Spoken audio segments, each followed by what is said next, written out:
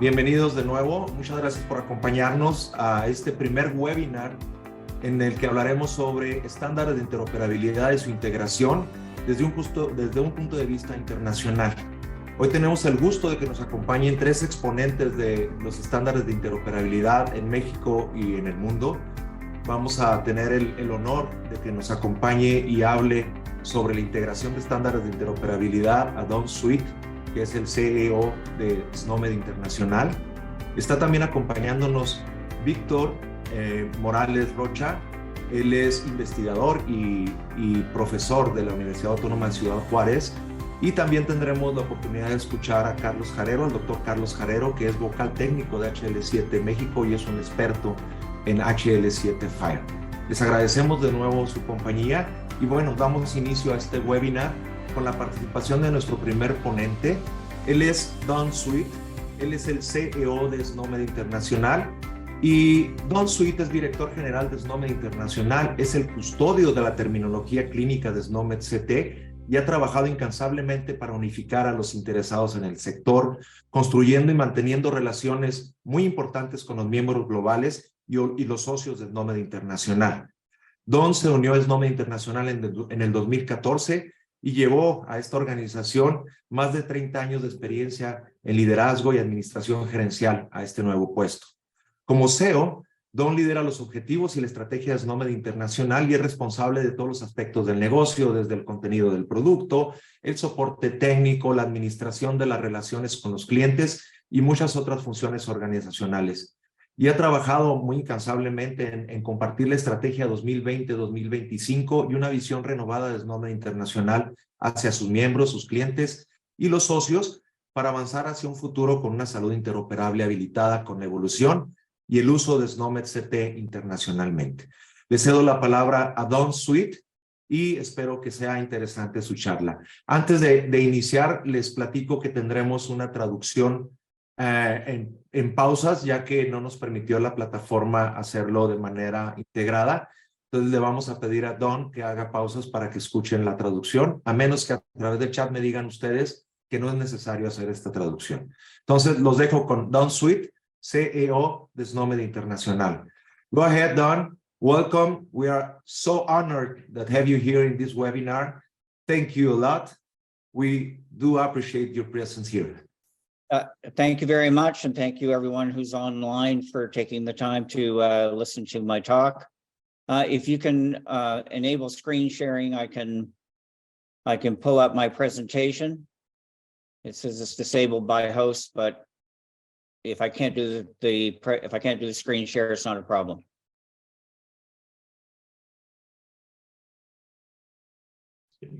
Alejandro, ¿nos puedes ayudar a darle permiso de presentar a Don, por favor?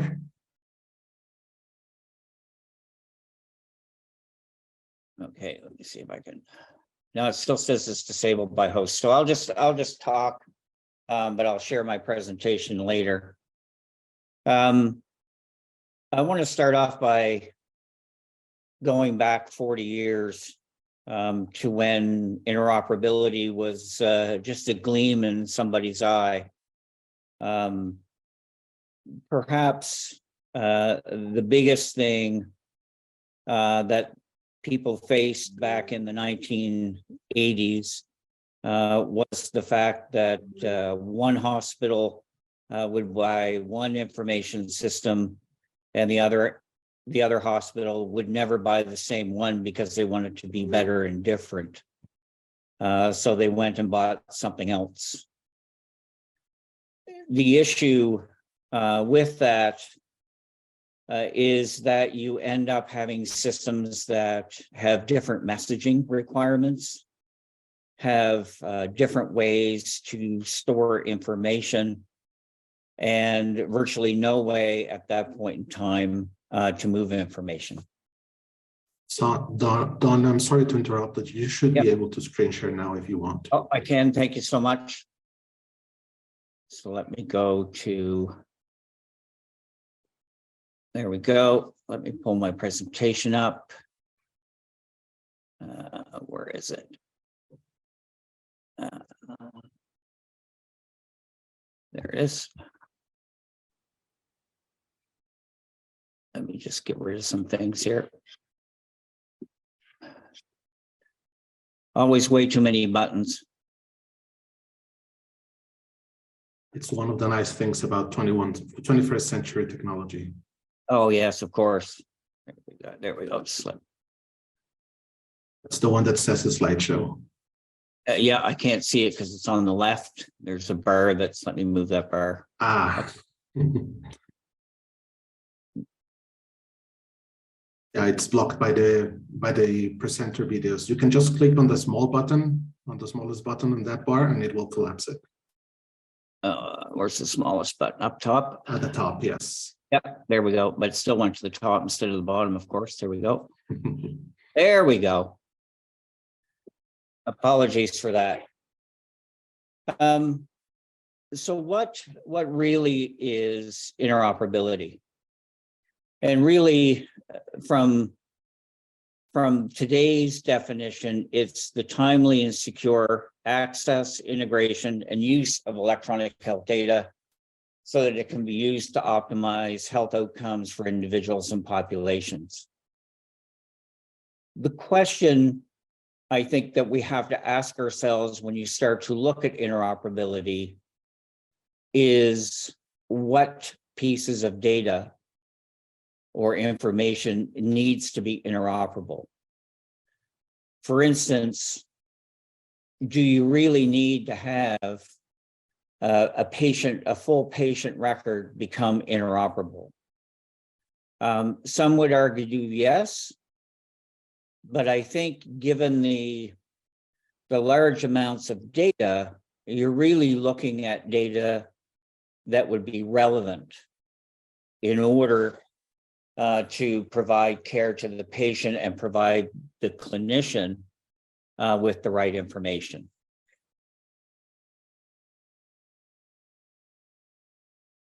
Oh, I'm stuck. There we go. We also have to take a look at really what problems do we need interoperability to solve.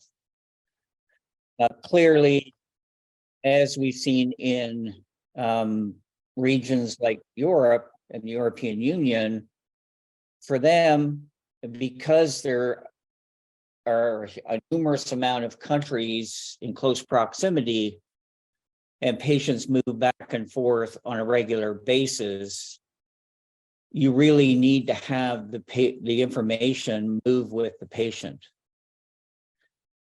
You also have the situation where if someone is in an accident, you certainly need information that is interoperable to be moved so that the frontline providers can provide the appropriate care and understand whether or not the patient has underlying conditions or allergies. As we've seen from the COVID-19 pandemic, the big key is also sharing of data, having a better understanding of what is happening, not just in your own city, your own town, your own country, but also what's happening internationally and how people can learn and better prepare for what's happening or may happen to them in the not too distant future. And lastly, it's really about improving data analytics, especially when we're looking at health systems that are collapsing because of labor shortages, because the funding is going to programs that are not necessarily targeted at the right population areas. So in those areas, you need that data analytics to start to have a better understanding of what the population needs. If you don't mind, I'll ask you to pause for a second so I can translate. Oh, okay. The members of the audience. You're translating on the go, but that's okay. No worries, I will do that now. En la primera diapositiva, Don nos presentó la definición de la interoperabilidad, que es la transmisión efectiva y útil de datos entre sistemas de información en salud, y nos plantea uno de los primeros retos, que es definir qué información es la que debe de ser sujeta de interoperabilidad. Si se necesita compartir todo un registro médico del paciente o solamente aquella información relevante para que los trabajadores de salud puedan atenderlo. Y en la segunda diapositiva nos presenta un caso en el cual en la Unión Europea se requiere de esta interoperabilidad de manera primordial porque los pacientes tienen mucha movilidad y además pueden ser atendidos en múltiples ubicaciones. Lo mismo nos comentó que en los casos de los accidentes, los trabajadores, los primeros respondientes necesitan tener acceso a esa información independientemente de dónde esté el paciente. Saltó también el caso de la pandemia de COVID, en la cual se presentó el caso de la necesidad de compartir información más allá de las fronteras geográficas para poder hacer frente a este tipo de retos de salud. Y finalmente, la necesidad de aplicar soluciones de analítica de datos para poder identificar aquellos sistemas donde se cuenta con problemas de desabasto de personal o de suministros médicos y la interoperabilidad también es un punto clave aquí. Thank you, Don. If you can go ahead and then give me a little pause at the end of thoughts, then I can do it more effectively. Thank you. What I'll do, Carlos, is I'll just stop once I switch slides and you can translate. How's that? That works perfectly, yes. Okay. Where we stand, and I talked about this in Mexico when I was there at the conference that I was invited to. The key is to not only pick the standards you want to use, but also effectively have something that is easily deployed and has a defined use case. The one that I talked about there that I'll talk a little bit about today is the International Patient Summary Set. The IPS is really building a bridge between the home, health, and care environment of the patient and any other place where the patient needs to visit a clinical professional, whether it's within their home, within their health system, or whether or not they're moving about the country or globally. On the left-hand side of the screen, you can see what it includes today, which is medications, allergies, and intolerances, problems that the patient may have had over time, immunizations, results from various tests, whether that be pathology tests or whether that be radiology tests, and procedures. Esta diapositiva, thank you, Don. Esta diapositiva la presentó Don el año pasado, que estuvo con nosotros en un evento en la Ciudad de México, y él comentaba que es importante no solamente empezar la interoperabilidad, sino seleccionar cuáles son los estándares que se van a utilizar. Se tiene que ser algo, por supuesto, estandarizado, pero también fácil de desplegar, fácil de implementar. En este caso está presentando esta iniciativa de IPS, que ayuda a cubrir las necesidades de información tanto para la atención en domicilio, en consulta externa, en el entorno hospitalario, e incluye estos componentes que ustedes ven del lado izquierdo, incluyendo medicamentos, alergias, la lista de diagnósticos del paciente, pruebas, resultados e inmunizaciones. Thank you, Don. Please go ahead. Global standards as part of the IPS play a vital role in really shaping interoperability for this use case, particularly on an international basis.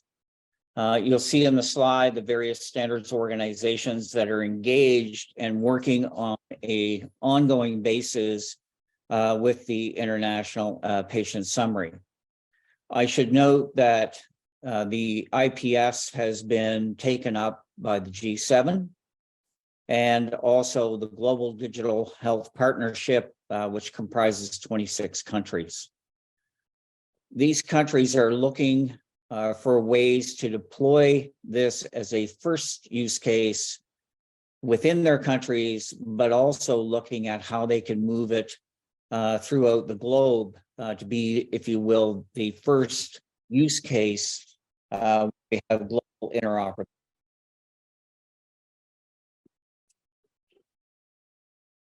Los estándares globales van a jugar un papel fundamental en la interoperabilidad internacional. En la lista de abajo pueden ver los diferentes estándares que están participando hoy en día en esta iniciativa del Joint Initiative Council.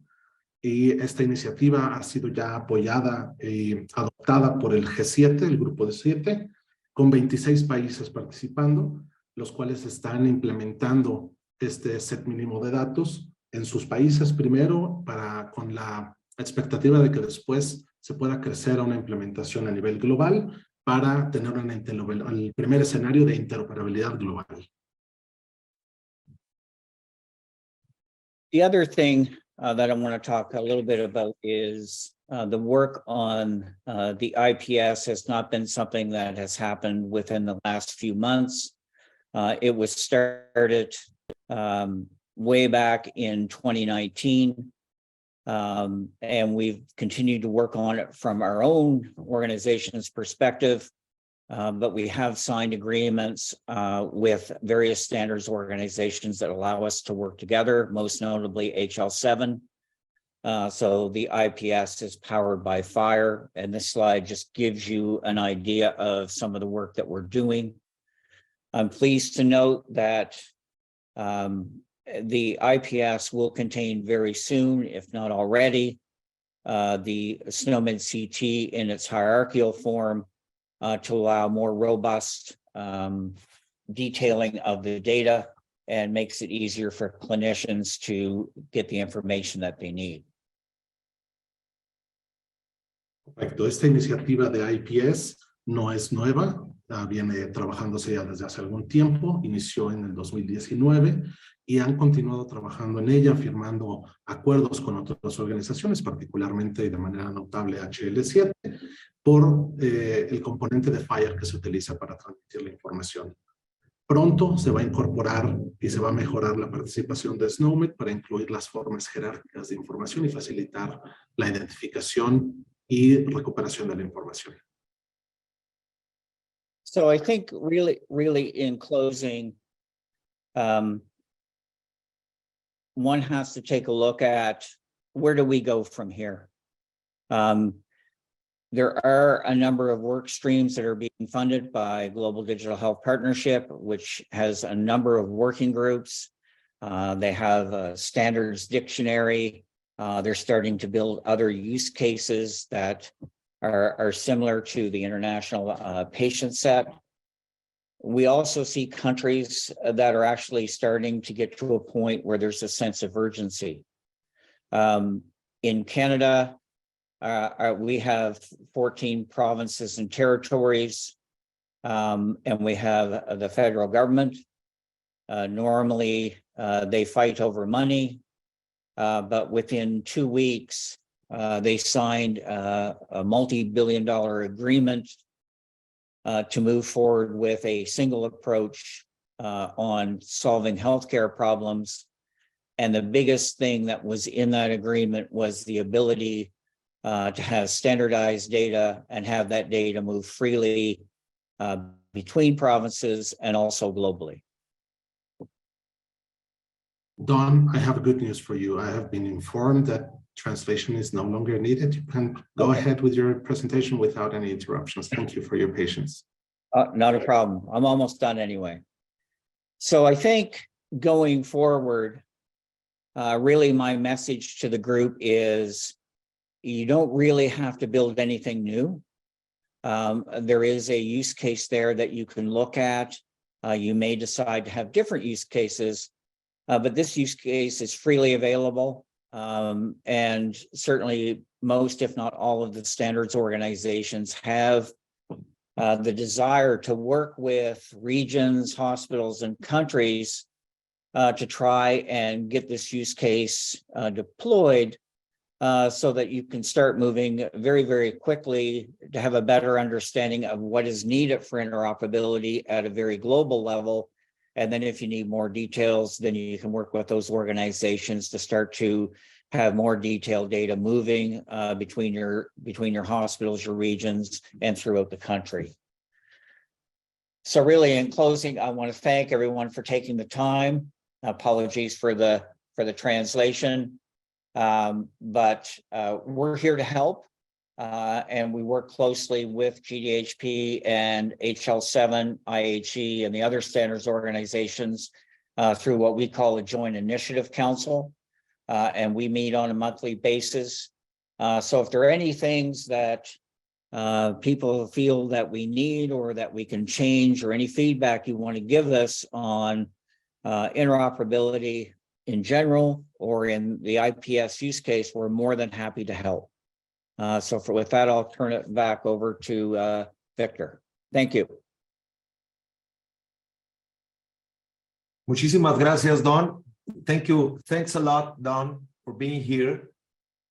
As I said, we appreciate a lot this honor that you are making to us being here in this webinar, the first webinar from HL7 Mexico. Muchas gracias, Don. Va a haber preguntas y respuestas al final del webinar. There will be a Q&A section at the end of the webinar, so if you can stay with us, we'll appreciate it.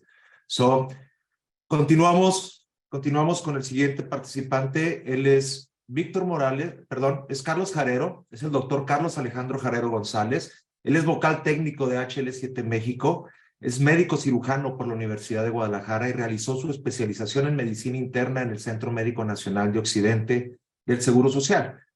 Además, es profesor de informática médica en la licenciatura de enfermería en la Universidad Autónoma de Guadalajara y actualmente se desarrolla como gerente de innovación en Pasteur Soft. Es vocal técnico de HL7 México desde su fundación y es el único mexicano actualmente certificado a través del estándar de HL7 FHIR en el país. Tiene grandes intereses en interoperabilidad e intercambio de datos en salud, en el desarrollo de software, en inteligencia artificial y los usos y la analítica de datos en salud. Carlos Jarero es médico, pero aparte es informático, realmente un informático, desarrolla código y está muy interesado en estos temas de interoperabilidad. Alejandro, con tu tema, por favor, adelante. Los dejo con paz. Bueno, listo. Sí ven mi presentación, ¿verdad? Sí, adelante. Todo bien. Gracias. Bueno, vamos a hablar de estándares de interoperabilidad, cómo integrarlos en México. Perdón, discúlpenme. Aquí está, listo. Ahora sí. Bueno, primero vamos a tener un poco de contexto de cómo está nuestro sistema de salud. Si usamos una sola dimensión para cuantificar, para comparar nuestro sistema de salud, pues es complicado. Vamos a usar tres. La primera es por el tipo de derechohabientes. Como saben, la mayor parte de nuestros derechohabientes son del sector público, que incluye el IMSS, el INSABI, IMSS Bienestar, los ISSSTEs, Pemex, etcétera, ¿no? Y una pequeña porción son nada más los privados. Según la de GIS, hay exactamente 7 tipos de instituciones diferentes según su categoría. Entonces, al menos por cantidad de pacientes, el sector salud público es el más grande comparado con el privado. Pero cuando hablamos de gasto, la verdad es que están muy cerca el público del privado. Incluso es relativamente alto lo que se conoce como gasto no remunerado según el PIB. Esta es una estadística del INEGI, donde si nos quedamos nada más con el hecho de que el número de pacientes que atiende el sector público, pues el número de pacientes que atiende el sector público domina sobre todo, ¿no? Pero ya vemos que en gasto, pues hay un gasto importante del sector privado y un gasto importante directamente del hogar. El del hogar es principalmente en medicamentos. Y en cuanto a unidades de atención, al menos en la de GIS están registradas 35,406 unidades. Aquí de nuevo vemos que uno de los mayores participantes son hospitales, consultorios, incluye unidades de apoyo, cualquier tipo de institución de establecimiento de salud.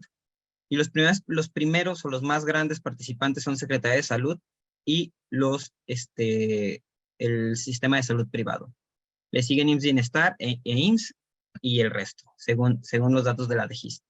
Aquí es importante tomar en cuenta que tanto los de Secretaría de Salud como los privados estamos hablando de un grupo muy heterogéneo de unidades y por lo tanto terminamos generando pequeñas islas de información digamos que este es nuestro escenario actual.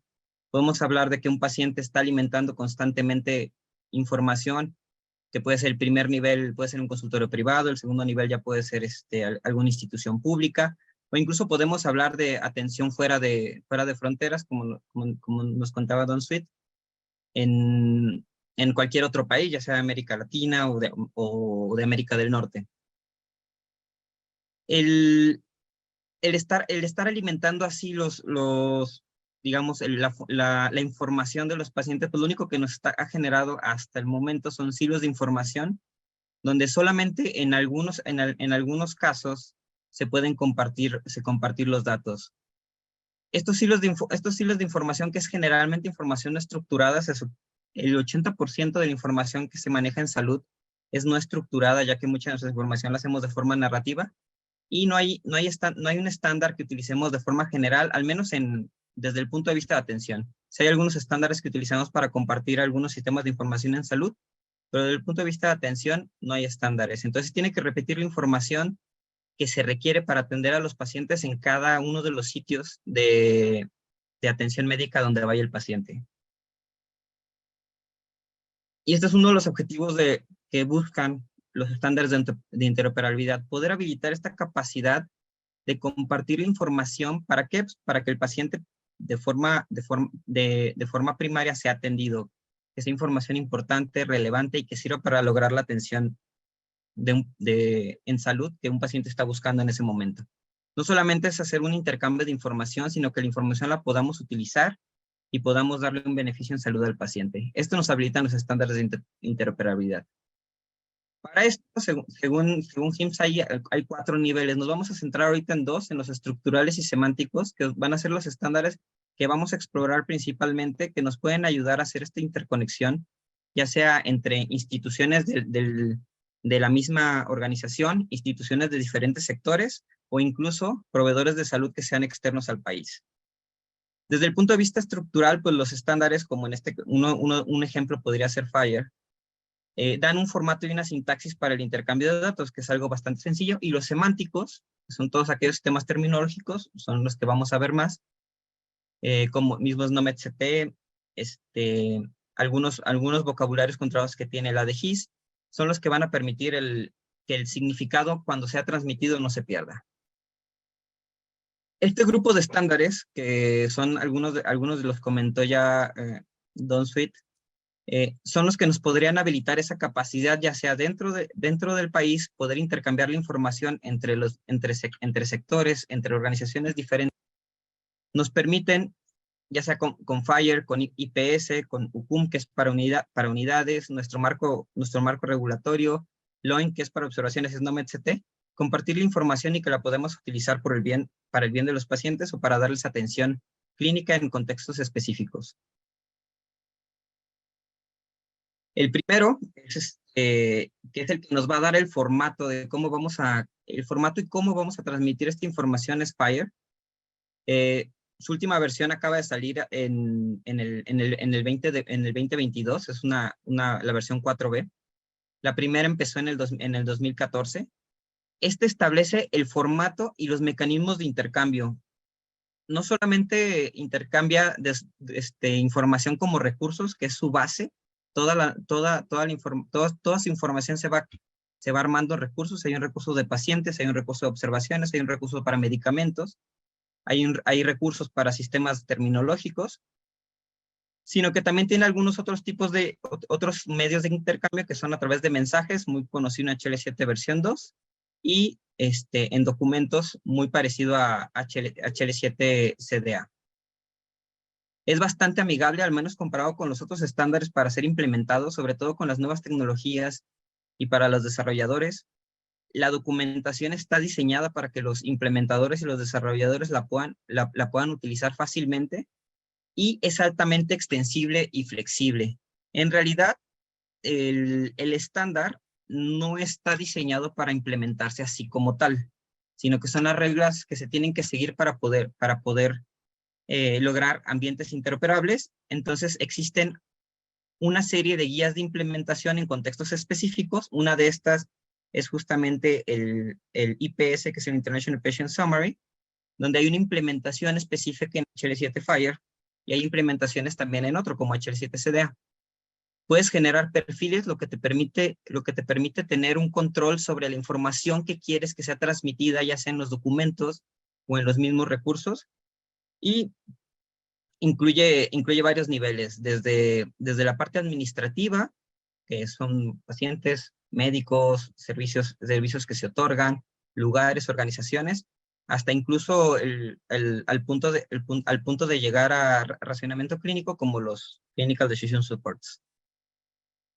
Este estándar tiene bastante bien implementado el control terminológico, lo que nos permite utilizar diferentes terminologías, SNOMED-TT, LOINC, CIE-10, CIE-11 o incluso algunos vocabularios controlados de forma local, y permite muchos flujos de trabajo. Principalmente está diseñado para trabajar con servicios REST, pero no es su única opción. Se guarda la información en recursos, o se transmite más bien información en recursos. Hay diferentes recursos para cada caso de uso específico en salud, y los recursos están diseñados para cubrir el 80% de las necesidades de intercambio de información. Si algún recurso carece de uno de los campos que se requieren por el contexto local, pues les comentaba que es fácilmente extendible y es muy sencillo de adaptar a las necesidades regionales o organizacionales que puedan existir. Y justamente lo que hace este estándar es permite un intercambio, ya sea por los canales y por una estructura de datos que ya es conocida, permite el intercambio de información, al menos en este ejemplo, entre proveedores de salud. Que les digo, incluso pueden ser de la misma organización, pueden ser de organizaciones diferentes, pueden ser de sectores diferentes, o pudieran ser más allá de las fronteras. Aquí nomás para tomar en cuenta los documentos de FHIR, que es un punto importante que vamos a hablar ahorita en IPS, te permite generar documentos que tengan toda la información. Pueden ser muy similares a las notas clínicas, a los resúmenes clínicos que podemos hacer y que están normados en la NOM 004, e incluso tiene un mecanismo para firma. De hecho, en IPS, justamente se basa en compartir un resumen de la información de un paciente que se requiere para darle atención a un paciente en específico, ¿no? Entonces, IPS, lo único que te da es la información mínima y útil para la atención. Son cerca de 29 perfiles hablando de FHIR, e incluye algunos sistemas terminológicos abiertos. Y, por ejemplo, uno genera un resumen, o puedes generar un resumen que ya está establecido qué es lo que tiene que tener.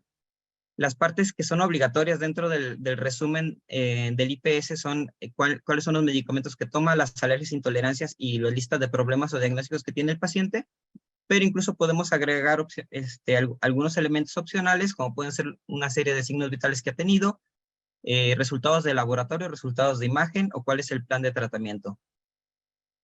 Lo que nos da IPS implementado en FHIR es la estructura de los datos mínimos que requerimos para atender al paciente, o ese es su objetivo. Si bien está diseñado para hacerlo de forma global, o sea, tras fronteras, también es posible utilizarlo como un intercambio de información entre regiones o entre sectores. Entonces, la suma de FHIR o la implementación de IPS y FHIR nos habilita esta comunicación.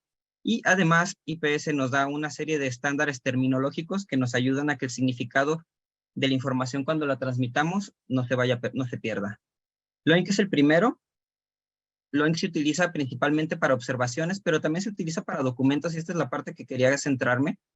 LOINC establece la codificación para los documentos y las secciones de los documentos, para que cuando uno comparta un documento a través de FHIR, pueda saber de qué se trata cada una de las secciones. Ejemplo, el documento, el resumen del paciente, pues viene etiquetado con este código LOINC, y el historial o el uso de medicamentos viene etiquetado con este código LOINC, y ya es fácilmente que otro sistema lo puede interpretar. Unidades de medida.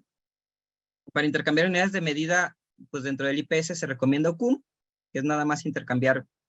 No tiene mucho sentido una serie de códigos que establece que permiten el intercambio de las unidades de medida sin perder el significado.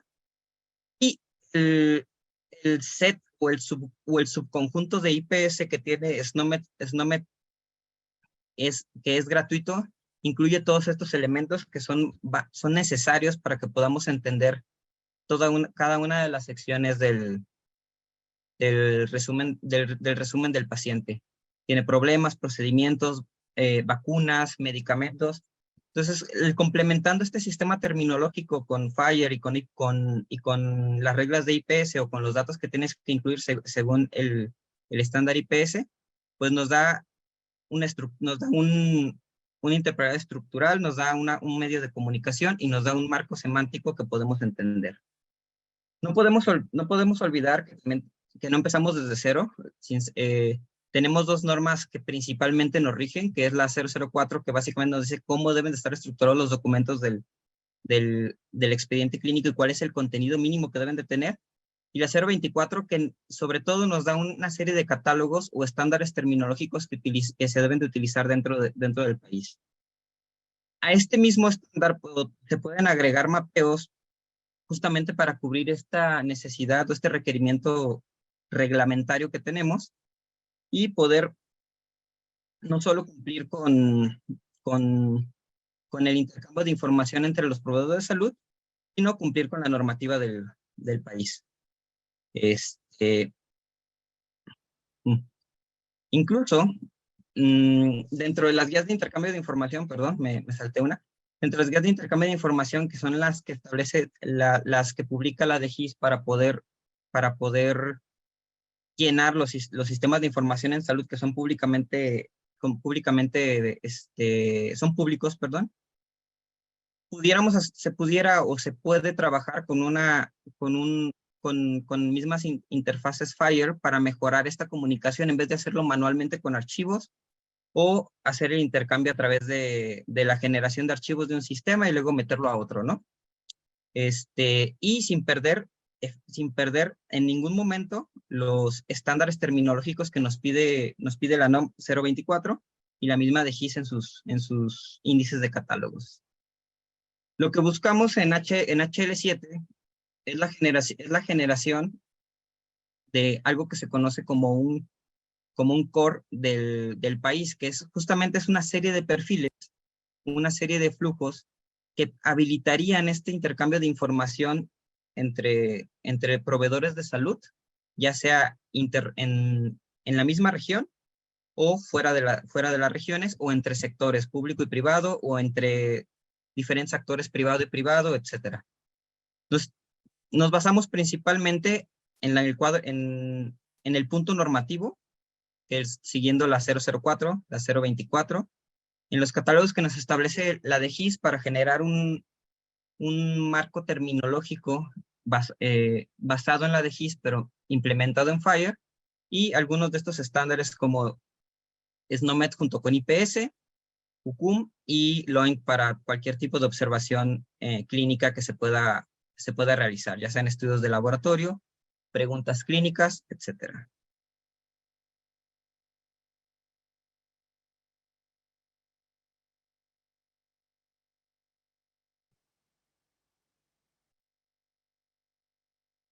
Muchísimas gracias, Carlos, por tu participación. Yo creo que fue una vuelta muy grande a los estándares y cómo se integran, y sobre todo cómo terminamos de integrarlo en México con las alineaciones que debe tener con las guías, normas, etcétera, para poder implementar estándares de interoperabilidad, para integrarlos y para definirlos. Muchísimas gracias. Ahorita regresamos con preguntas. Ya hay algunas preguntas del auditorio para los expertos.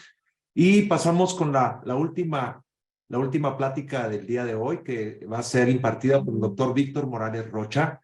Él es profesor investigador en el Instituto de Ingeniería y Tecnología de la Universidad Autónoma de Ciudad Juárez, y ahí imparte materias de seguridad en cómputo. Es coordinador del Laboratorio Nacional de Tecnologías de Información, el ANTI, con la sede en la Universidad Autónoma de Ciudad Juárez, y es investigador asociado en el Centro de Inteligencia Artificial del Estado de Chihuahua. Es miembro de múltiples asociaciones en México e internacionales. Realizó sus estudios de ingeniería en sistemas computacionales en el Instituto Tecnológico de Chihuahua II y de maestría y doctorado en Ingeniería Telemática en la Universidad Politécnica de Cataluña. También es miembro del Sistema Nacional de Investigadores y es nivel 1 en ese sistema. Tiene varias publicaciones académicas y algunos capítulos de libros de investigación y además tiene 3 patentes relacionadas con criptografía aplicada. Sus principales áreas de interés: ciberseguridad, blockchain, seguridad cognitiva y sistemas de información en salud. Y él nos va a participar sobre un proyeccto que desarrolló la UACJ con él como líder del proyecto de investigación y el CONACYT, en donde se desarrolló una arquitectura de interoperabilidad que de verdad va a ser muy interesante para todos nuestros asistentes. Te dejo, Víctor, muchas gracias y adelante con tu presentación. Muchas gracias, Víctor, por tu amable presentación. Me comparto por aquí. Y la pongo en modo presentación.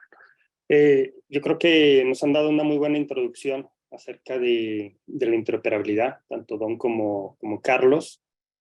Carlos, desde luego, más enfocado, digamos que ya para un caso en México, ¿no? Y de hecho, muchas de la información que compartió Carlos es muy similar a alguna que yo tengo. No me voy a enfocar tanto en esta, ¿no? Parece que acudimos más o menos a las mismas fuentes. Entonces, para no ser muy repetitivo, me voy a ir un poco rápido con esto. Esto es la situación en México que nos sirve como antecedentes, ¿no? De por qué luego podemos concluir que es necesaria la interoperabilidad y que podemos también tener alguna luz de cómo dar algunos pasos para lograr esta, ¿no? Y que a su vez esto pueda servir como un modelo para otros países. En México, más o menos, la situación es que diariamente hay 1.2 millones de consultas médicas externas, solamente en el sector público. La mayoría de estas son con médico general. Y a estas habría que sumarles las que se dan en el sector privado, que también es una muy buena cantidad.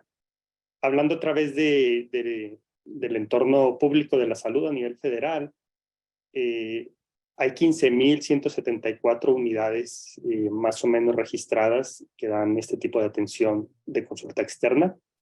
Y más o menos el 30% de estas hacen uso de un sistema de expediente clínico electrónico. Esto con información del 2020, por ahí en algunas publicaciones de la Secretaría de Salud Federal.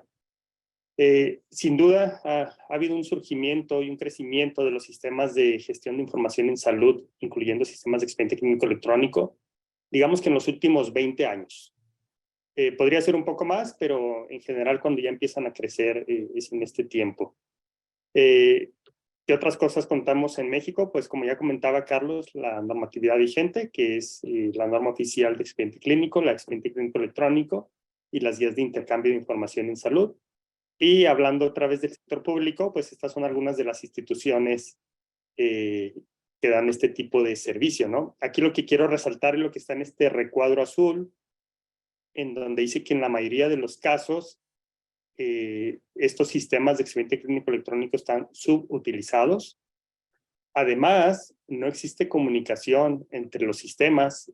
En varios de los casos, ni siquiera entre los sistemas de una misma dependencia, es decir, entre las diferentes unidades de salud de una misma dependencia, en donde utilizan el mismo sistema de expediente clínico electrónico. Y bueno, eso es en el área pública y en el sector privado, pues también hay múltiples sistemas de expediente clínico electrónico. Yo en alguna ocasión quise hacer más o menos un análisis de mercado y detecté por lo menos 50 sistemas de expediente clínico electrónico que están actualmente siendo utilizados en México en el sector privado. Ahora, si bien hemos avanzado en el tema de expediente clínico electrónico en México en las últimas 2 décadas, si un sistema, bueno, más bien dicho, ese sistema o la información que se genera en un sistema dentro de una unidad de salud, generalmente fuera de esta unidad de salud ya no existe ese expediente, ¿okay? Entonces, ese es uno de los principales problemas. ¿Y qué provoca la falta de interacción entre los sistemas que existen en México? Pues básicamente 2 cosas, o son 2 problemáticas las que nosotros detectamos y que eso nos lleva al proyecto en el que estábamos trabajando. Uno, la atención deficiente a los pacientes que acuden a distintas unidades de salud, porque si yo soy un médico y estoy consultando a un paciente y es la primera vez que veo a ese paciente, pues ese paciente seguramente ya estuvo en varias otras instituciones, los médicos, y tengo acceso a esa información. Entonces, como médico, un médico, ¿cómo puede dar la mejor atención posible a un paciente cuando no tiene toda la información? Otro problema que se ve por la falta de interacción entre los sistemas de expediente clínico electrónico en México es la posible multiplicidad de la información. Las unidades de salud aquí en México reportan a las jurisdicciones sanitarias, que son entidades más o menos regionales, y estas a su vez reportan a la Secretaría de Salud Federal.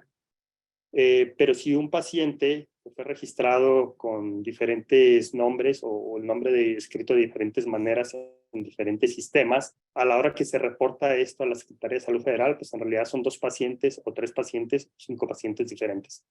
Esto es un problema, ¿no? Porque al final esa información tendría que estarse utilizando para tomar decisiones o para políticas públicas a nivel país, pero si la información es imprecisa, pues también las decisiones van a ser imprecisas. Es en este contexto en el que se propuso este proyecto, lo hemos adoptado como MICESE, por las siglas de Modelo de Interoperabilidad de Sistemas de Expediente Clínico Electrónico, pero este es el título completo, ¿no? Modelo tecnológico para la interoperabilidad de sistemas de expediente clínico electrónico y para la generación automática para ciencia de datos. Y ahorita voy a tocar un poquito de esta última parte del título, pero en general el objetivo de este proyecto era facilitar o permitir la interoperabilidad entre diferentes sistemas de expediente clínico electrónico en México. Sistemas que ya existen y sistemas que existan en el futuro.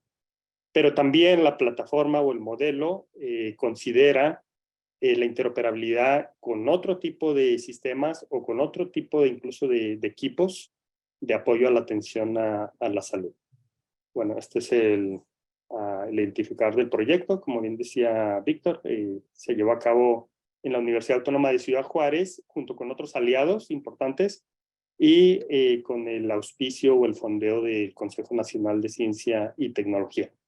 Entonces, ¿qué utilizamos nosotros para crear este modelo tecnológico? Y ahorita voy a explicar un poquito por qué lo denominamos modelo tecnológico, pero esta parte es importante, ¿no? ¿Qué teníamos nosotros para empezar? Pues la normatividad mexicana, como ya explicamos anteriormente. Utilizamos también HL7, la versión FHIR, y utilizamos también la terminología clínica SNOMED-CT. De manera resumida, no es fácil plasmar una vez que ya se tiene una idea y se hace una investigación, no es fácil plasmarlo, digamos que en un solo diagrama, ¿no? Pero esto es lo mejor que hemos podido hacer hasta el momento. Nosotros dividimos el modelo tecnológico en 4 capas, que es una capa léxica, sintáctica, semántica y transaccional. Empezando por la capa léxica, pues nosotros de aquí obtuvimos un modelo de referencia lógico, que no es otra cosa más que la terminología utilizada para los sistemas de expediente clínico electrónico y que está respaldada por la normativa, por las 2 normas oficiales que existen en México, de expediente clínico y de expediente clínico electrónico, y por las guías de intercambio de información en salud, que también define la Secretaría de Salud Federal, basado en estas 2 normativas.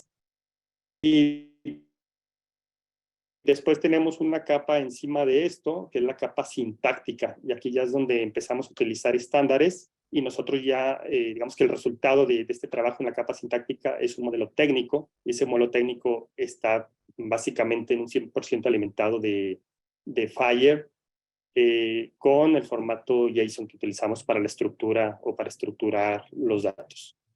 Se fijan, ahí tenemos entre la capa sintáctica y la semántica HL7 FHIR, porque nos sirve tanto para definir la sintaxis o la estructura de los datos, pero también al formarlo en conjuntos de datos que HL7 llama recursos, o en este caso recursos FHIR, ya nos dan un primer paso para tener cierto grado de semántica de la información, porque estamos recogiendo información ya en un formato y entonces digamos que ya está etiquetada esa información y ya nos da cierta semántica, cierto nivel. Pero entonces es como llegamos a la capa semántica o a crear lo que nosotros llamamos el modelo lógico de información, que está alimentado por estos recursos de FHIR, pero también por la terminología clínica SNOMED-CT. Aquí hago un paréntesis. Nosotros nos dimos a la tarea de revisar al menos parte de lo que nos interesaba en relación al expediente clínico electrónico, lo que tiene que ver con la terminología SNOMED-CT, y nos dimos a la tarea de hacer una revisión e incluso agregar algunos sinónimos locales, digamos locales para todo México, ¿no? ¿Esto por qué es importante? Bueno, SNOMED-CT tiene su versión internacional en español. Sin embargo, hay términos que no se utilizan en este país o hay términos que se utilizan en este país y no están agregados en esta terminología. Por lo tanto, establecimos ya las bases para crear una extensión local de SNOMED. Incluso creamos una aplicación web en donde nosotros consultamos la base de datos de SNOMED y allí en esa misma aplicación se va revisando, se va validando y se van agregando sinónimos para que esto en un futuro se convierta en una extensión de SNOMED local para México. Estas tres capas, léxica, sintáctica y semántica, nos llevaron a lo que definimos el estándar MIS-S, que es lo que vemos aquí en el lado izquierdo de la pantalla. Y a su vez, ahorita voy a explicar brevemente en lo que consiste el estándar, y está muy relacionado con lo que Carlos Jarero ha comentado. Pero a su vez, este estándar entonces nos lleva a nuestra capa transaccional, que es ya en sí cómo operamos con los datos, ¿no? Ya tenemos las estructuras, ahora cómo intercambiamos los datos, ¿no? A partir de aquí nosotros definimos una arquitectura de interoperabilidad, se las voy a presentar, y después una plataforma de interoperabilidad, que ya estamos hablando a nivel de software, a nivel de crear un middleware, para que a través de este puedan intercambiar información los diferentes sistemas, ¿no? Y esto es a lo que nosotros llamamos el modelo operativo, a partir del cual se pueden hacer consultas a diferentes sistemas de expediente clínico electrónico y entonces obtener información del paciente. Entonces, digamos que este sería el modelo tecnológico general. ¿Qué es la parte interesante de esto o al crearlo como un modelo tecnológico? Pues que digamos que otro país diga, a ver, pues, ¿cómo rescato algo de esto? Pues mira, aquí viene la normatividad mexicana en la capa léxica, nosotros tenemos que crear nuestra propia capa léxica, ¿no? Nosotros, no sé, siendo Perú, siendo Chile, siendo Argentina. Necesitamos crear esa terminología básica que nos da la normatividad del país. Pero si se fijan, el resto puede adaptarse fácilmente a otros entornos con pequeñas modificaciones, desde luego. Entonces, para esto se presta un modelo tecnológico, ¿no? Solamente te define el qué, pero el exactamente con qué o las herramientas, pues eso puede ser adaptado. Como decía, acá del lado izquierdo tenemos el estándar MIS-S, que es parte importante ya para llevarlo a la parte operativa. Y bueno, aquí nosotros generamos un documento que es público y se llama Estándar y Guía Técnica de Interoperabilidad para Sistemas de Expediente Clínico Electrónico a través del MIS-S. Y solamente pongo un ejemplo de cómo llegamos a esto, ¿no? Cómo llegamos a este estándar. Nosotros partimos de un diccionario de datos, que es el que nos ofrece la guía de intercambio de información en salud, que es específica de consulta externa. A partir de ahí nosotros empezamos a definir la estructura. ¿Cómo lo hicimos? Pues haciendo un cruce de ese diccionario de datos que nos establece la normativa mexicana con los recursos ya preestablecidos de HL7 FHIR. Ahora, HL7 FHIR tiene cosas muy interesantes, Carlos explicó varias de ellas, pero algo que nosotros vimos muy útil, pues es que aun cuando los recursos están definidos en FHIR, se pueden agregar o nuevos recursos o se pueden agregar nuevos elementos a un recurso ya existente y de esta manera lo adaptamos a nuestro entorno. Y bueno, a partir de ahí creamos la estructura en JSON para cada uno de esos recursos ya definidos, haciendo este cruce de información. Y esto que vemos del lado derecho es un ejemplo, ¿no? Que sería el recurso médico, ya en el formato JSON. Ahora, esta es la arquitectura, es parte de lo más relevante. A partir del modelo y a partir del estándar, nosotros ya creamos una arquitectura para después poderlo llevar a un desarrollo de software. La parte de abajo, donde dice MIS-S, y estos cuadros que están aquí en la parte de abajo, es en sí lo que es, digamos, la arquitectura en lo que tiene que ver con los elementos internos de MIS-S, y lo que está fuera de eso es cómo interactúan los elementos externos con el MIS-S. Entonces, si vemos, por ejemplo, la parte superior izquierda, vamos a ver que puede haber diferentes sistemas de expediente clínico electrónico. Aquí los llamamos sistema 1, 2 y hasta el N. y vemos que esto se puede en comparación entre sí, pero lo hacen a través del MISESE, a través de una API Gateway que nosotros definimos, y esta es la manera como ellos pueden consultar información de unos a otros. Es decir, el sistema 1 no va directamente al sistema 2 a preguntarle, ¿tienes información de este paciente? Porque eso sería muy complejo, ¿no? El mantener todas esas relaciones de información o generaría mucho tráfico, etcétera, ¿no? Entonces creamos nosotros un middleware que es el MISESE, ya viéndolo como plataforma, y sobre este middleware están todas las consultas. Entonces el sistema de S1, si requiere información de un paciente, va a través de esta API Gateway, solicita información de ese paciente y el MISESE ya sabe con una tabla índice a través de este módulo en gris, módulo indexación de información y validación, a través de este módulo ya sabe qué paciente o para cada paciente ya sabe en qué diferentes sistemas existe información de ese paciente. Por lo tanto, va, consulta la información, la trae, la uniformiza, la procesa y se la muestra como una vista al médico que la está consultando, ¿no? También del lado izquierdo, si ven, está el paciente, ¿no? En la parte central del lado izquierdo está el paciente. El paciente tiene aquí dos funciones en este modelo. Su primer función es autorizar las consultas que hagan de su propia información. Es decir, se le da al paciente el poder de que él autorice quién consulta y cuándo consulta mi información.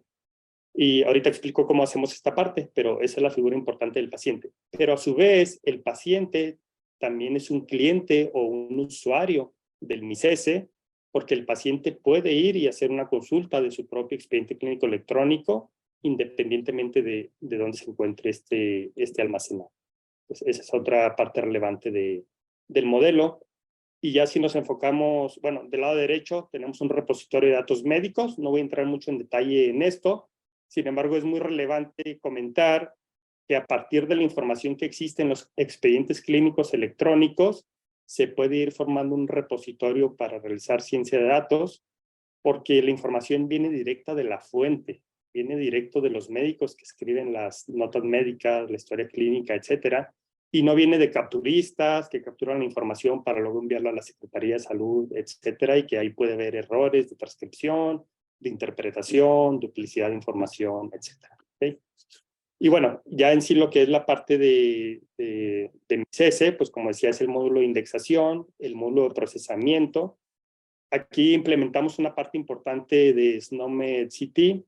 Lo que hacemos es que nosotros respetamos la terminología o los textos tal como vienen de los médicos, ¿no? Como comentaba Carlos Jarero, mucha de la información es no estructurada porque viene en notas narrativas, ¿no? O notas de texto escritas por los médicos. Y aquí lo que nosotros hacemos con un algoritmo de procesamiento en lenguaje natural es que nosotros analizamos estas notas y cuando detectamos que hay algún término que corresponde a la terminología SNOMED-CT, por ejemplo, algún diagnóstico, entonces nosotros respetamos ese término como viene de origen, no lo cambiamos, sin embargo, marcamos esa palabra o ese término con otro color en el texto para que el médico al pasar el cursor sobre ese término le muestra el término preferente de SNOMED-CT. De esta manera, por si es un médico que a lo mejor por ser de otra región no entiende el término que está ahí puesto sobre la nota, al menos va a tener la posibilidad de consultar cuál es el término preferente de SNOMED-CT, que digamos que es el universalmente más aceptable o más conocido. Entonces ahí hacemos esa parte. Y después tenemos también un módulo de registro de eventos para saber quién consultó qué, o qué médico consultó de qué paciente, qué sistema le otorgaron información, etcétera. Lo vamos guardando a manera de bitácora en una red de blockchain para hacerla inmutable para fines de cualquier auditoría. Entonces, como resumen, la plataforma MISESE tiene dos funciones principales, basada en esta arquitectura que ya les comentaba, y funciona como un middleware para la consulta de información de cualquier paciente cuyo expediente se encuentre en más de una institución de salud. Así de simple, ¿no? Eso es lo que hace MISESE ya para términos prácticos. Y la segunda, pues es que la plataforma también facilita en recolectar información que puede ser utilizada para investigación clínica o para investigación epidemiológica para la toma de decisiones. Y hay dos modalidades de cómo implementar ya este modelo tecnológico junto con la plataforma MICESE. Uno es a través de una aplicación web. Es decir, si yo soy un médico que doy consulta privada y no tengo un expediente clínico electrónico, yo puedo entrar a esta aplicación web y a través de esta consultar directamente información de ese paciente que exista en otros sistemas. Esa es la modalidad, digamos que fácil desde el punto de vista técnico. Es decir, no hay que hacer nada, ahí estará ya la información disponible. Pero la segunda modalidad es a través de que esta funcionalidad de consulta sea embebida en un sistema de expediente clínico electrónico ya existente. Es decir, imaginen una institución pública que ya tiene su sistema de expediente clínico electrónico. No tenemos que darle una herramienta más. Lo único que tenemos que hacer es ahí cuando él ya abrió el expediente de ese paciente, simplemente tener ahí un botón que diga consultar expediente externo, y este hace el mismo trabajo que si estuviera a través de la aplicación web y va y consulta información de ese paciente. Aquí tengo una vista de lo que sería la parte web, ¿no? O la modalidad de aplicación web, en donde tiene acceso el médico, tiene acceso para médicos y servicios de urgencias. Aquí hay una distinción, porque, como decía, las consultas las autoriza un paciente, pero en ocasiones el paciente no va a estar disponible o no va a estar consciente para proveer esa autorización, y entonces le llamamos una consulta básica, por ejemplo, la que se facilitaría para un paramédico o para un servicio de urgencias, en las que no es necesario la información del paciente. Sin embargo, solamente se le va a mostrar información relevante para una situación de emergencia. ¿Qué tipo de información? Pues a lo mejor tipo de sangre, alergia a algún medicamento, algún tratamiento actual que tenga ese paciente o algún padecimiento actual. Y bueno, a través de esta misma plataforma web, el paciente es donde puede consultar su propio expediente, independientemente de dónde esté este. Y también tenemos por ahí la opción para las instituciones de salud, porque aquí lo que estamos planteando es que las instituciones de salud den de alta a sus propios usuarios. Para no centralizar tanto la administración de usuarios, hay una autorización delegada y entonces son las instituciones de salud las que dan de alta a sus usuarios y se hacen responsables de ellos. Bueno, así se vería más o menos cuando un paciente quiere consultar la información de un paciente, ingresa a su CURP, esto a través de la aplicación web. Como comentaba, si es a través del propio sistema, pues solamente le da clic en un botón para hacer esa consulta, ¿no? Y una vez que el médico pone consultar, pues le llega un mensaje de texto al paciente que esté registrado, le llega a su teléfono celular, es un código de 6 dígitos, y él se lo provee al médico que está realizando la consulta. Y esta es la autorización que está dando el paciente para que ese médico haga la consulta. De esta manera evitamos que cualquier médico tenga acceso a información de manera no autorizada. Y bueno, ya cuando le regrese información, se vería más o menos como esto. Digamos que es un resumen. Presentamos primero un índice de ese paciente. Se fijan aquí en este ejemplo, pues se muestran 3 notas de evolución. Ahí tendría nada más que darle clic en médico para ver cada una de esas notas, o simplemente puede hacer scroll hacia abajo y las va a ver en orden de más reciente a más antiguo. Y también aquí dice que aparece una historia clínica y otros encuentros con médicos. Entonces, esa fue la modalidad de aplicación web, pero si lo pensamos ya en una modalidad embebido, es decir, que es parte de un sistema de expediente clínico electrónico, y que de hecho ya lo tenemos así en pruebas de interoperabilidad que hicimos, ya lo tenemos con 3 sistemas diferentes, esta funcionalidad embebida, en donde el médico simplemente le presiona un botón de consultar expediente externo. ¿Y qué tuvimos que hacer o qué tenemos que hacer para lograr esto? O más bien dicho, tiene que hacer un sistema de expediente clínico electrónico para que embebido en su sistema tenga esta funcionalidad de interoperabilidad. Pues hay que hacer un mapeo de datos de acuerdo al estándar de interoperabilidad que nosotros les proveemos. Para hacer, ellos no necesitan hacer modificaciones en la estructura de sus datos, simplemente tienen que mapear. Es decir, de estar conscientes de, este es el estándar de interoperabilidad, estos son los datos que nosotros necesitamos. Entonces ellos ubican esos datos dentro de su propio sistema y hacen ese mapeo. Y a partir de ahí se construye una API para realizar ese intercambio de información. Y algo que estamos proponiendo como parte del estándar es que se utilice un identificador único de paciente, que en este caso para México sería el CURP o la clave única de registro de población. Entonces, Tentativamente ese sería el único cambio que los sistemas tendrían que hacer. Supongo que un sistema ya utiliza un identificador diferente al CUR. Lo único que le estamos pidiendo es agrega el CUR. Ni siquiera tienes que sustituir el identificador que tú utilizas, solamente relacionarlo con el CUR y a partir de ahí nosotros vamos a hacer la consulta de pacientes. Y bueno, como conclusiones y trabajo futuro, pues contamos ya con esa plataforma basada en HL7 FHIR y en la terminología clínica SNOMED-CT. La administración de usuarios se delega a las instituciones, se posibilita el acceso al paciente, lo cual desde el principio teníamos muy claro que era muy importante darle ese empoderamiento al paciente. El paciente tiene que otorgar el consentimiento de acceso a su expediente y el modelo puede adoptarse en otros países, ya sea con la misma arquitectura que presenté o con otra diferente, basada desde luego en el modelo de interoperabilidad que estamos proponiendo.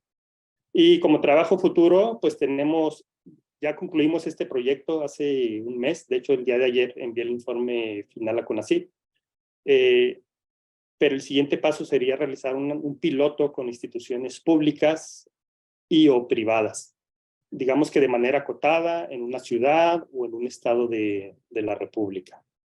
Esto nosotros confiamos en la plataforma y en sus beneficios, ¿no? Pero esto lo tienen que ver también o lo tienen que palpar las instituciones de salud para saber que esto puede ser muy, muy útil y puede hacer la diferencia en muchos casos. Y el otro trabajo futuro que tenemos pensado es integrar IPS al modelo. Ya lo comentaba, ¿no? El International Patient Summary, al modelo con el objetivo de tener interoperabilidad más allá de un propio país, ¿no? O tener interoperabilidad transnacional. Bueno, aquí algunas referencias de la información que les conté. Y muchísimas gracias. Muchísimas gracias a ti, Víctor. Una excelente exposición. Y creo que este es un ejemplo de lo que se puede hacer para desarrollar plataformas o aplicaciones que realmente tengan una arquitectura de interoperabilidad y que se piense a futuro en la manera de que si existen otros estándares o se desarrollan o evolucionan los actuales, se pueda llevar a cabo una integración de los estándares en un sistema. Muchas gracias. Tenemos varias preguntas. We have some questions down, and the first one is for you. I already sent you the question from Mario Cortez from Colombia, asking about the barriers to adopt IPS. Well, I don't think there's really too many barriers. The standard set is free. I think the key is to ensure that there is government support and that there's the willingness of the vendors to deploy the IPS within their solutions. I think a lot about what we talked about today, and certainly in the last presentation, it's noted that there's a lot of electronic health record vendors that seem to do their own thing, and it's hard to get them to shift in order to do that.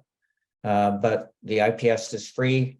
Standards organizations are ready to help with the implementation. It really depends on how far Columbia wants to go with it and how they want to proceed. As Victor, as you've seen in Mexico, we're quite happy to support the efforts of what's happening in Mexico at the local, regional level.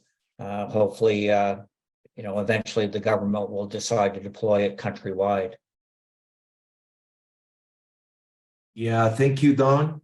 And this is the effort that standard organizations are making to make available the standards for everyone everywhere. Anyway, these organizations need money to survive, and that's why you have licenses, etc. But there is the IPS with some of the terminology standards from SNOMED-CT, so they can be used everywhere by everyone, right? Thank you, Don.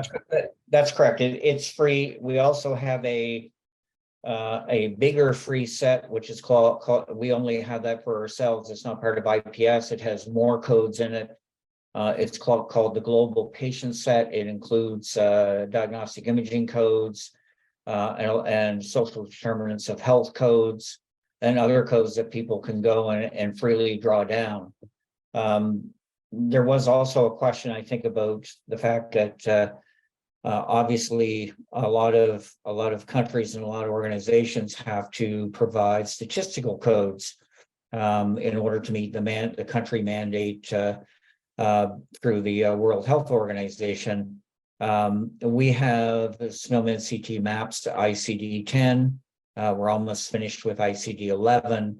If you have a facility that uses SNOMED CT exclusively, you can effectively use the maps and auto-generate those codes, which can save tens of thousands of dollars in manual codification because those codes will auto-generate. A good example of that is Kaiser Permanente in the United States, which spends no money on codification for statistical purposes. They just use SNOMED CT and run their own tool using the maps that auto-generates those codes. So there is savings in there as well. That's right. And that becomes to another question from Rosana Rivas. The use of global standards improves interoperability sustainability. In addition to Canada, share one other countries being successful in supporting the change required. Well, I think if you want to look at some of the more mature members of our organization, the United Kingdom, they've deployed SNOMED CT. It's required across all systems. They use it in their what we call electronic medical records, as well as the hospitals, as well as the various ancillary services that they provide. If you look at the European Union, we have probably, I would say, about 90% of the countries of the European Union use SNOMED CT. You've probably seen on LinkedIn and other forums where they're looking at this new European data set that they're putting together. That has a set of standards that will be mandated to move information back and forth between all countries in Europe. And we can't forget what's happening in the Asia Pacific region. India is deploying standards and has a list of mandated standards that are to be used. HL7 is one of those, SNOMED CT is another. And you have Australia and New Zealand, which are well down the path of having all of their systems. There is a requirement if you tender for a new system, those systems have to have the ability to use HL7 Fire, SNOMED CT, IHE profiles in order for those procurements to go ahead. So there's a whole list of countries that are moving forward, and certainly in South America, certainly Chile, Uruguay, and a few other countries are keenly moving down that path rather quickly through what's happening with the Pan American Health Organization efforts in South America. Thank you, Don. That was more than one, right? Yes. Yeah, more than one. Yeah, right. María y Dalia, sí, el webinar se está grabando y van a poder tener acceso a través de canales de YouTube sin ningún problema. Se los haremos llegar con mucho gusto la liga para que puedan compartirlo con las demás personas que están interesadas. Para Carlos Jarero, una vez afiliándome a HL7 en México y tomando los primeros cursos, ¿cuál es el siguiente primer paso para implementar FHIR? Bueno, buena pregunta. Pues realmente es relativamente rápido, sobre todo comparado con otros. Es sobre todo ir explorando más y más, porque al fin y al cabo los cursos te dan una introducción, te enseñan a cómo buscar la información, cómo leer, de qué es lo que estás revisando, dónde buscar más información, dónde buscar las guías de implementación, cómo hacer una guía de implementación. Entonces, eso es lo que básicamente se cubre en los cursos. Pues lo que sigue ahora sí es ver tu contexto, ver cuáles son el sistema terminológico que vas a usar en tu contexto. Digo, si vas a usarlo a nivel nacional, pues hay algunas reglas que hay que seguir según la norma. Si vas a intercambiar documentos, pues hay una estructura que hay que seguir según la norma, con datos mínimos. O si nada más quieres implementar un índice maestro de pacientes, pues la verdad es que hay muchos puntos que se pueden implementar de forma independiente y de forma gradual. para ir haciendo un desarrollo, repito, incremental,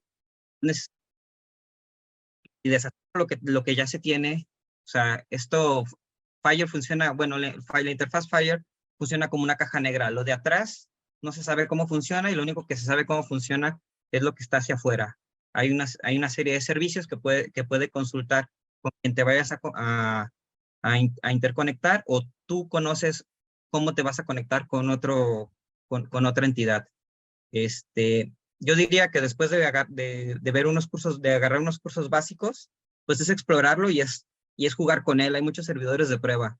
Personalmente, a mí lo que más me funcionó para entender completamente cómo usar Fire fue usar servidores de prueba. Tener 2 servidores, mandar información de uno a otro, cómo hacer las búsquedas, y es como más práctica, agarras y logras entender un poco más el estándar como tal. Y no solo basarse en tener personas certificadas, ¿no, Carlos? Sino tener también el soporte técnico y de consultores que te ayuden a armar la arquitectura, los servidores de terminología, etcétera, como lo explicó Víctor, ¿no? Sí, una cosa es tener tu set de estándares, seguirlos, y otra cosa es implementarlos, pues. Cuando lo haces en chiquito, pues está bien padre mover información de un lado a otro, pero ya cuando necesitas una arquitectura que lo soporte, pues ya necesitas trabajar en otros detalles que no son directamente parte del estándar. Gracias, Carlos. Una pregunta para Víctor Morales. Adriana pregunta, ¿mi cese es una propuesta de cómo usar los estándares para los expedientes médicos electrónicos o es una propuesta de extracción de información y transformarla en estos estándares? Es interesante porque son varias cosas. Mi cese, como explicaba, es el modelo tecnológico, digamos, a nivel macro. Hay una arquitectura ya definida para mi cese, que es la que presenté a detalle. Es una plataforma que te permite, bueno, hay un estándar que es el que te define justo esto que comentaban en la pregunta. El estándar te define cómo armar las estructuras de tus datos, pero mi cese también ya es la plataforma que te sirve de middleware para que se hagan la consulta de los datos una vez que cumplen con este estándar. Entonces, digamos que es un set tecnológico bastante amplio. Gracias, Víctor. Y relacionado con esto, ¿cómo se financia mi cese? ¿Lo paga el paciente? Interesante. Yo no pensaría que lo pague el paciente, ¿eh? Es decir, actualmente está como digamos, como un prototipo funcional a fin de cuentas, pero no se ha llevado a la práctica real. Pero cuando se lleve a la práctica real, mi propuesta es que si lo utilizan las instituciones de salud públicas, pues serían estas instituciones las que lleven el costo tal vez por paciente, ¿no? Y si son las privadas, pues también mi sugerencia es que el paciente sería el menos indicado para pagar esto, ¿no? Y yo estoy pensando que si es el paciente el que quiere consultar su información, pues incluso un modelo en el que tenga derecho a, no sé, a consultarla una vez al mes de manera gratuita o una vez cada 3 meses, no sé. Creo que no está bien aterrizado el modelo de negocio, digamos. Ya no es parte de nuestra esencia como universidad, ¿no? El pensar en esto, sino ponerlo a disposición, hacer la transferencia tecnológica, ya sea a la Secretaría de Salud Federal o a la de algún estado, y entonces ya ellos plantearían el modelo de negocio. Gracias, Víctor. Muy interesante. Va más allá a veces del negocio, ¿no? Estamos acostumbrados en los webinars a escuchar la venta de mi producto, lo bueno de mi producto, etcétera. Pero aquí es un modelo conceptual, un modelo ya llevado a la práctica, que ya está funcionando y que está disponible sobre todo para las instituciones gubernamentales, pero también para los hospitales privados que lo quieran utilizar. Y ya se hará bolas la universidad con la organización para adquirirlo, ¿no? Así es. Don, Tal vez la universidad lo licencia a un tercero, alguien que sí tenga esta capacidad de comercialización, ¿no? sí, gracias, Víctor. Don, there is a relevant question about SNOMED CT, and it comes up every time we talk about SNOMED CT. Why SNOMED CT? Well, it's actually quite simple. Unlike other terminologies, it allows context for the clinicians. So it provides context for the clinicians. If you're using something that isn't comprehensive, you may be able to effectively look at the problems in the diagnosis, but it doesn't give you the full concept of, yes, I came in with a broken leg. Was it the right leg? Was it the right leg? What was the severity of the fracture? Those types of things. And effectively, it's quite flexible because you can use synonyms. So I'm a doctor in my office. I come in, or someone comes in with chest pains. I diagnose a heart attack. I send them to a specialist. The specialist, it's not a heart attack to them. It's a myocardial infarction. It's the same code, but they speak a different language. And so it saves a lot of time and effort between the communications with physicians because they diagnose in the way that they've been taught. So it eliminates a lot of that back and forth with trying to figure out what one clinician is saying in the record versus another. So those are just a few reasons. Gracias, Don. Thank you, Don. And we'll come to Carlos Jarero. ¿Cómo podría una organización no gubernamental ayudar a visibilizar el tema de salud o interoperabilidad? Esta es Victoria Elena. No gubernamental, ¿verdad? Correcto. ¿Y de qué es la empresa específicamente? Bueno, igual cualquier organización que estoy pensando que es una organización no gubernamental en salud, quiero pensar. Probablemente ayudando un poco a difundir la importancia, o sea, en llegar a todos los sectores. Creo que el sector médico, o la mayor parte del sector médico, al menos desde mi punto de vista, entiende la importancia de la información oportuna, veraz, y cuando está uno atendiendo a un paciente. Y creo que eso no hay duda. En lo que he visto un poco de retraso es en algunas organizaciones no se toma esta importancia, y tampoco en muchos de los desarrollos que yo he visto, muchas de las aplicaciones que hay ahorita para salud, realmente no toman en cuenta la interoperabilidad como parte ni de su stack tecnológico ni de su desarrollo como tal, ¿no? O sea, no hay las opciones de que yo me quiero cambiar de expediente y quiero la portabilidad de los expedientes que vaya a otro lado. Hay otro punto que hemos dejado muy atrás en México desde mi punto de vista, no estábamos tan atrás, que el paciente sepa o darle este derecho que tiene el paciente de tener sus datos y de poder compartirlos con el proveedor de salud que más le convenga a él en la situación en la que más le convenga a él. Ya ahorita lo que nos mostró Víctor Morales, vemos algunos mecanismos que ya existen y que están implementando en otros países, pero realmente es algo que no sabe el paciente en México, ¿no? Y hemos dejado fuera de la conversación, creo yo, de la conversación al paciente ahí. Y no se diga, pues, también darle importancia, las organizaciones no gubernamentales en salud, que empiecen a ver la importancia que puede tener el uso secundario de los datos, no solo para tomar, no solo para decisiones de salud pública, incluso de su mismo negocio, se pueden beneficiar en algunas predicciones, mejorar la calidad clínica, o incluso, si nos queremos ver muy comerciales, o sea, reducir hacer más eficiente su organización, utilizando mejor los recursos que tienen según la población que vayan a ir recibiendo. Gracias, Carlos. Y ahora con esto terminamos el webinar. We're coming to the end of the webinar, Don, and the other panelists. We'd like to thank you a lot for your presence here and your very interesting talks.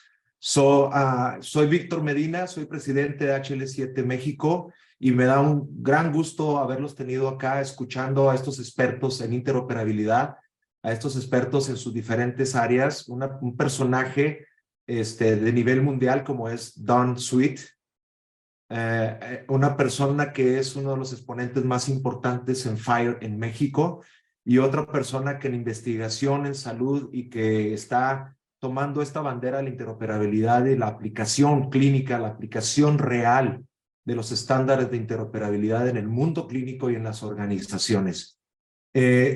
Vuelvo a agradecerles la presencia, vuelvo a agradecer su asistencia y esperamos que haya sido de su agrado y los esperamos en el siguiente webinar. Muchísimas gracias a todos y hasta luego. Thank you.